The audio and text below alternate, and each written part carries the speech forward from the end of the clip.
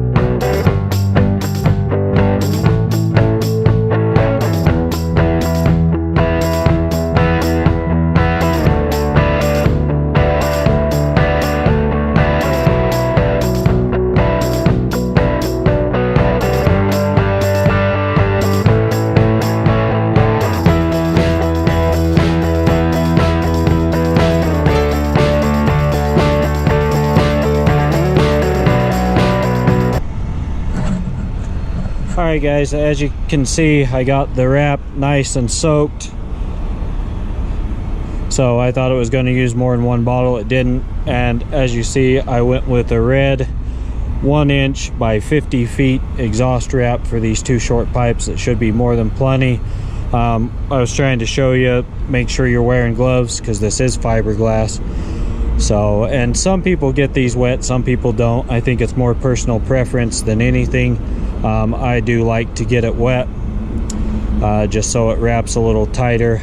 I have done it both ways and I haven't had a problem either way, other than the last time with the mounts that used to be on these exhausts.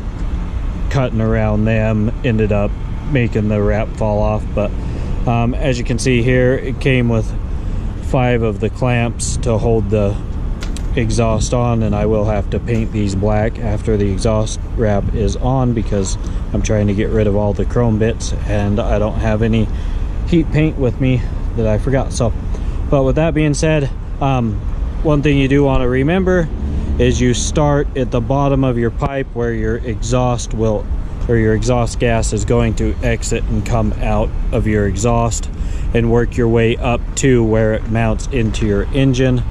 That way wind doesn't rip off your exhaust tape.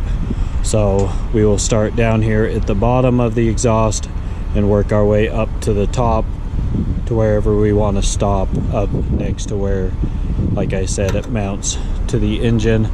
What we're going to do is we'll wrap a couple of times around, and then we'll put a clamp on to hold it nice and tight, and then you just slowly work your way up to the top.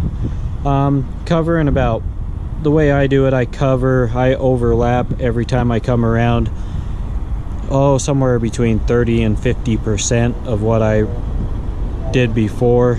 That way it has nice coverage the whole way, and it helps with heat. And that's one reason why I'm wrapping these exhausts, is due to heat, because these things get crazy hot and there's no heat shields for them, and so the exhaust tape helps a ton.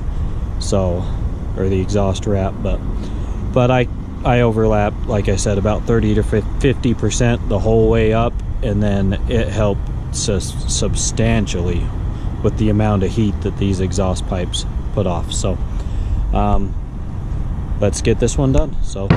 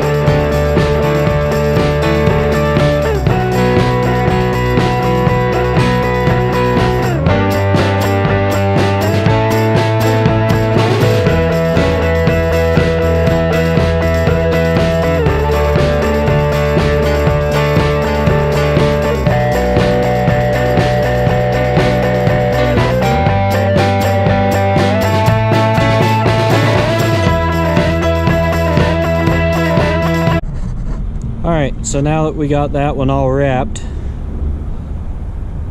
we'll cut off this end, and then we'll just put another one of these clamps up on the end, and this pipe will be done. So, but as you can see, this one I ended up wrapping a little bit more than 50% just to make it really tight and really nice. So, but as you can see, you know, nice little wrap job.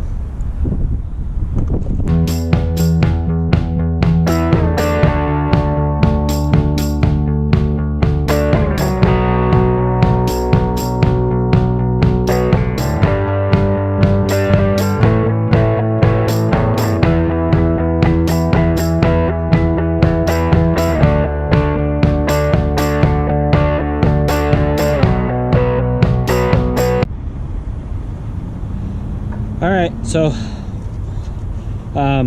that was the first time I've ever used a dyed wrap. You know, obviously it's red. That stuff gets everywhere. So as you can see, my trailer has a little bit of dye on it. It was running down my arm. It's all over the gloves. So maybe get some longer gloves if you're going to use a colored wrap.